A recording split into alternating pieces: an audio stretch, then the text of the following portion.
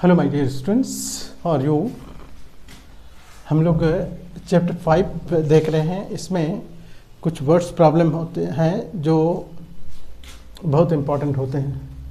ये example number 13 है। Question ये है कि एक मैन्युफैक्चरर है जो एक सॉल्यूशन तैयार करता है जिसका HCl उसका स्ट्रेंथ, हाइड्रोक्लोरिक एसिड का जो स्ट्रेंथ है वो 12% है और उसके पास ये 600 लीटर HCl है जो कि 12% वाला स्ट्रेंथ है उसका।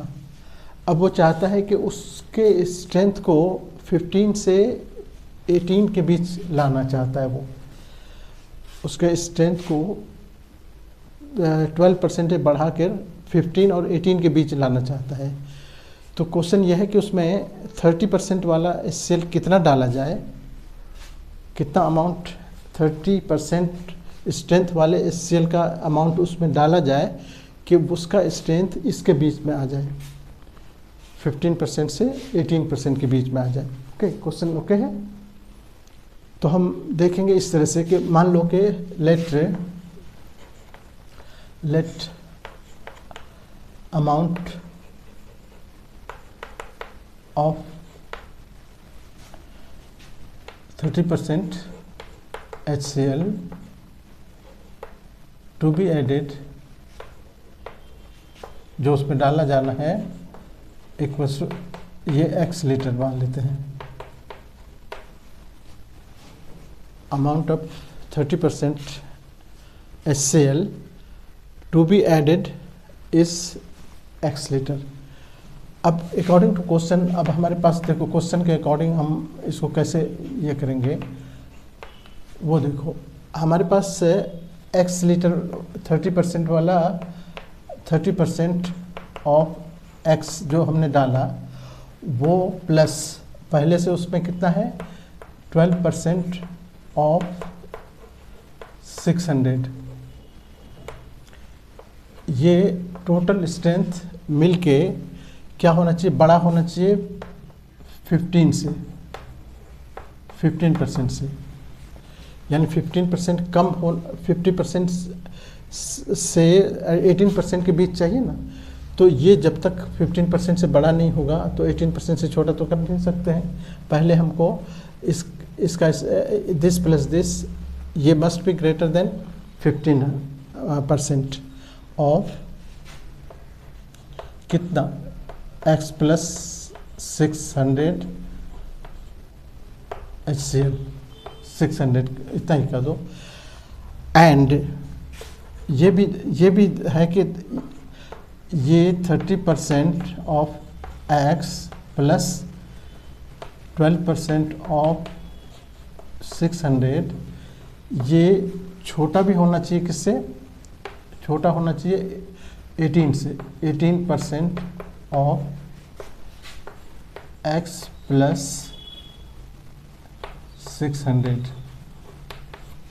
ठीक है, x अभी डाला और 600 पहले से था उसमें। इतना सॉल्यूशन का 18% ये बड़ा होगा इससे, यानी ये बड़ा होगा इससे और ये बड़ा होगा, छोटा होगा इससे।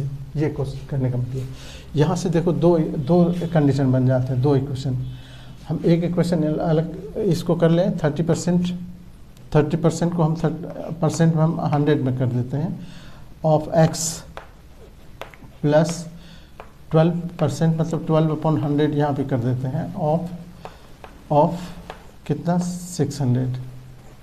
ये ग्रेटर होना चाहिए 15%, इसको भी परसेंट में बदल देते हैं ऑफ मतलब x प्लस 600। एक क्वेश्चन हो गया। इधर भी 30%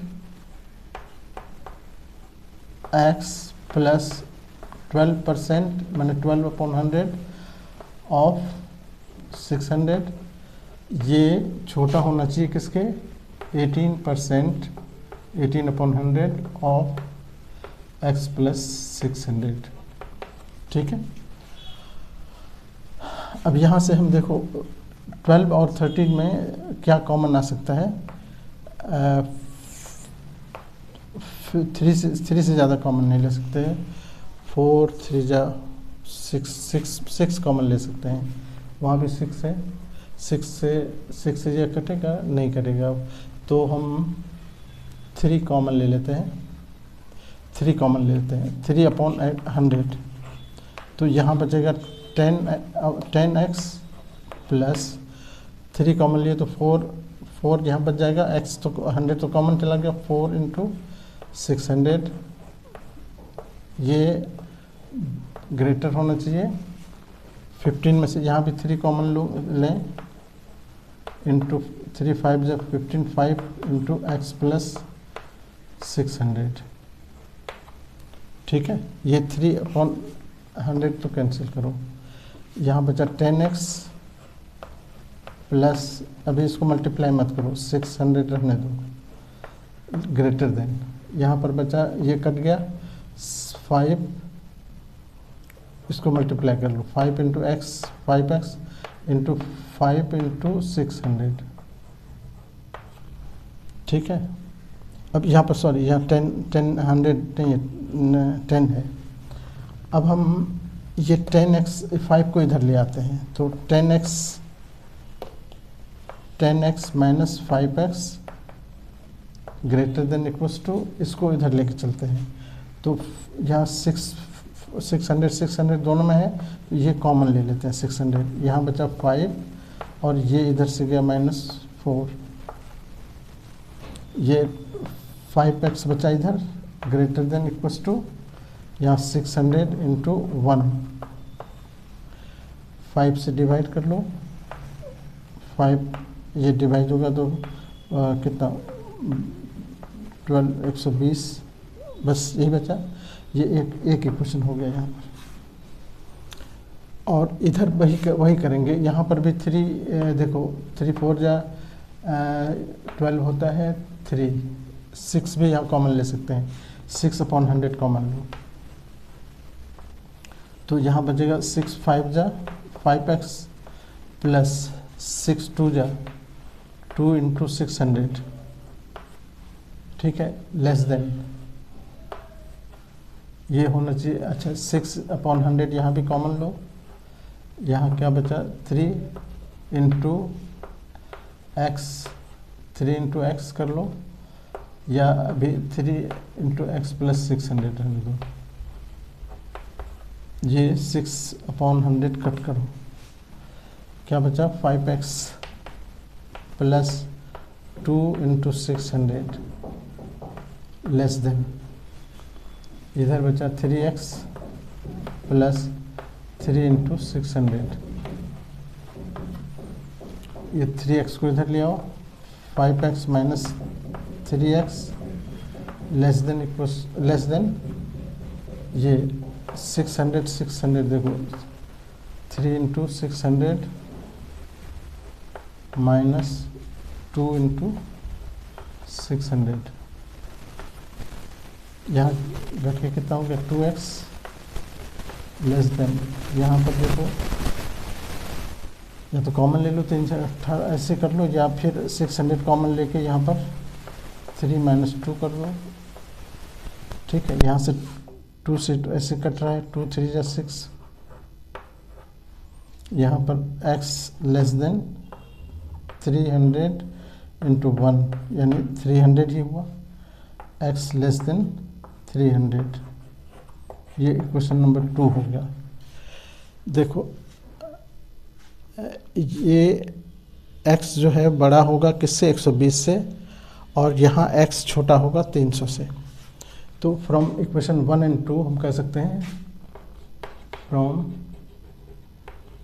इक्वेशन 1 और 2 क्या निकला कि 120 इज लेस, देखो यहाँ उल्टा देंगे इसको, x बड़ा है 120 यानी 120 कह सकते हो 120 इज लेस देन x, इसको भी कह सकते हैं इसी को उल्टा के। तो यहाँ 120 इज लेस देन x और ये x लेस देन 300, तो ये रेंज हो गया हमारा x लीटर का, इतना लीटर। देयरफॉर यही हमारा आंसर होगा, यानी x का वैल्यू 120 से लेकर 300 तक होना चाहिए। ओके।